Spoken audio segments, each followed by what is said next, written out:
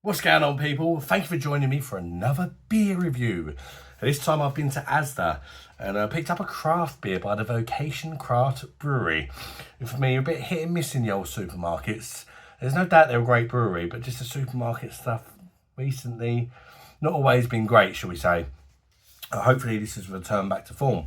It is a special edition beer, this one. It's called Aoraki. I ain't got a clue what Iraqi means. It sounds a bit like an Iraqi, doesn't it? You know, like an Iraqi person from Iraq. But I'm sure there's no association with an Iraqi person. Just sounds a bit like it, shall we say.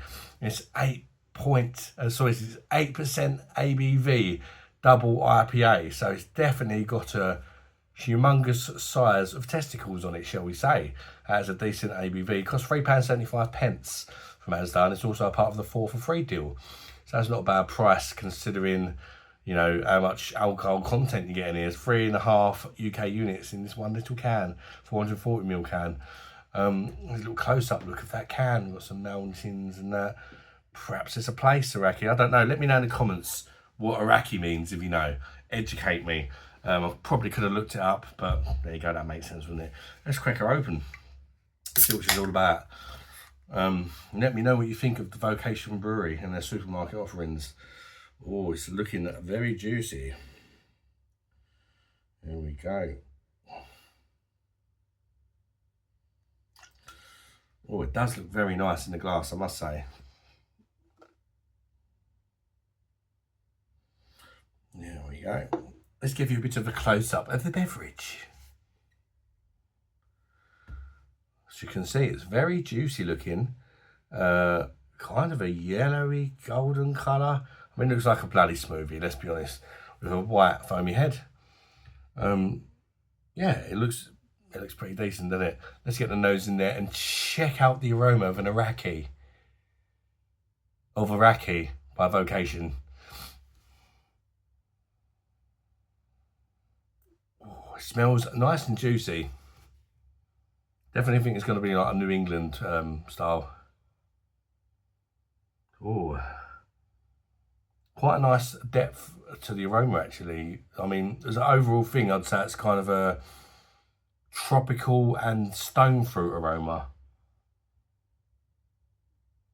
But definitely getting like mango, kiwi, bit of melon, like some rather unusual sort of fruits coming through, which I don't always get. Yeah, overall it just smells like a really nice smoothie. Tropical and stone fruit smoothie. Hopefully it tastes good. £3.75 per can is not cheap, is it? But it is a craft beer. Right, let's check it down the neck and see if I think it's worth a buy.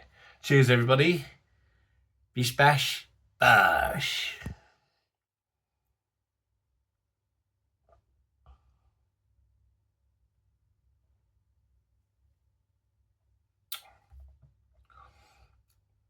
Ooh. It's decent. Kind of like, initially, I was slightly disappointed, but then that soon changed. And what I mean by that, I mean, it's 8%. I was expecting it to have a better body to it. It's a little bit thin for 8%, to be honest with you.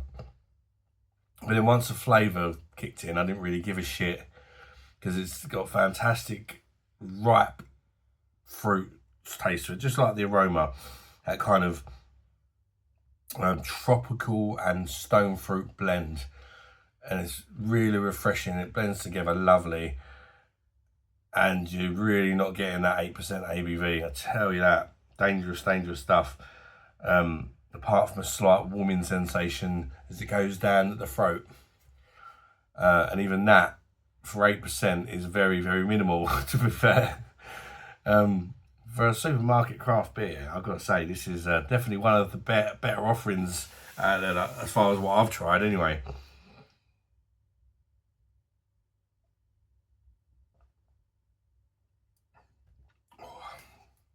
She is a cracker. I mean, this is not my preferred style. I prefer a bit of bitterness and that to me beer. This pretty much non-existent, doesn't really have a bitterness. Just a little hint on the end of like a slight piney bitterness. Very, very subtle. I'm getting quite a bit of peach as far as a standout fruit goes in the stone fruits, and mango.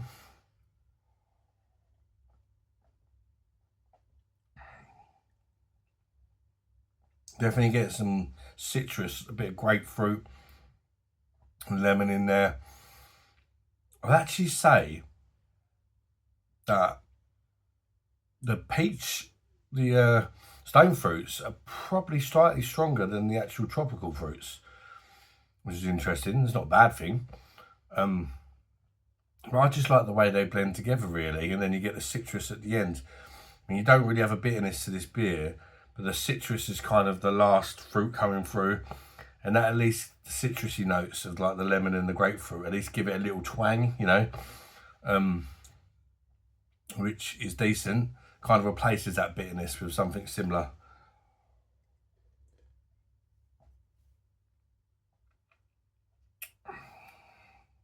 Still getting a little bit of the kiwi.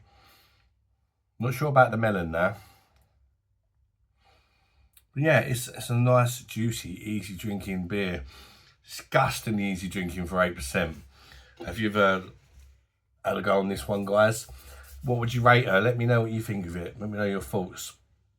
As far as craft beer goes in the supermarket, I think it's very, very nice. Worst part about it, probably the body. Best part of it's got to be the taste, to be fair.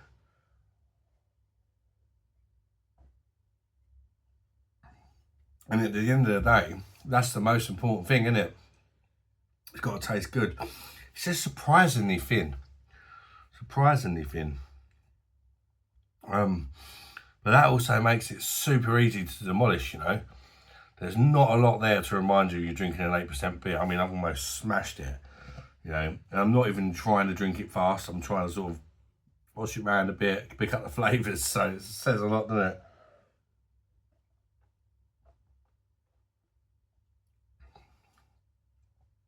It makes you drink it fast because it's nice. It's one of them ones, you know.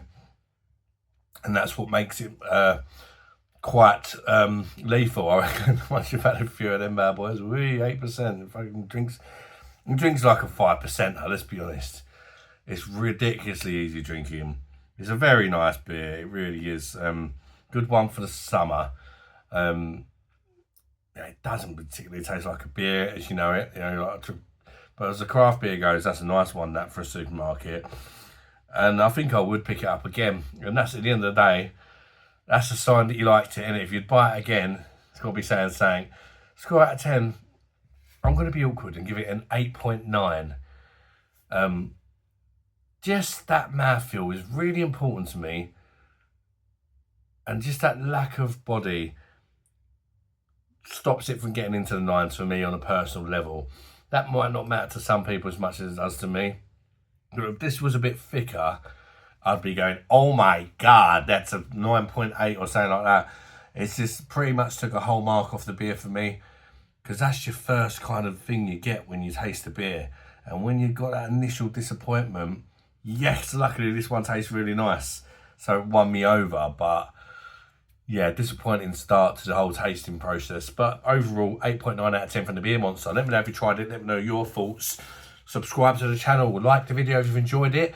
And till next one, people, get the hell out of here. Bye-bye, darlings.